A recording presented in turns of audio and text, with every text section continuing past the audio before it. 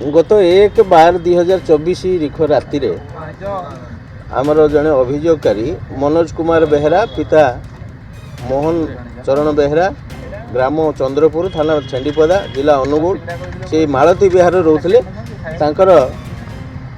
गोटे motorcycle Bajaj Pulsar motorcycle चोरी हो रिपोर्ट गोटे अभियोग दायर करागला अनुगुल थाना से संक्रांत रे अनुगुल थाना case number 956 under section 303 clause 2 BNS रे रुजु कराई तदंत जारी रही। ये तदंत बेले जना पड़ा जे हाकिमपड़ार जड़े लोक जार ना हूँ अमित बेहरा वो तांकर सहयोगी मिसिकी ये कांड करछंती एवं ये तथ्य जानला परे तांको आमर एसपी अनुगुल सार निर्देश क्रमे IIC डायरेक्ट सुपरविजन रे दुईटा टीम गठन करागला। ये टीम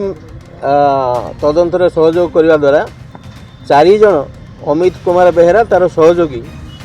तांको ना है राकेश खान विजय पेंडोई कान्हा खान ये 4 जन मुख्य अभियोग को गिरफ्त करागला एवं तदंत पुणी भी जना पड़ा यही अभियुक्त माने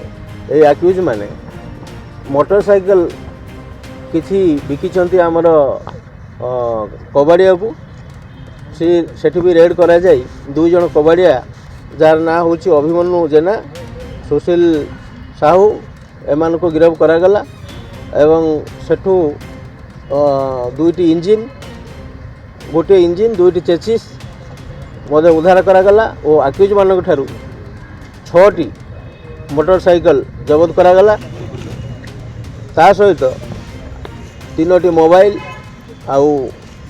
7,610 टंका जबत कराई आक्यूज मान तदंत जारी रही तदंत जारी रही आउ जदि किसी कहार भी इनवॉल्वमेंट थी आम तदंत आणु।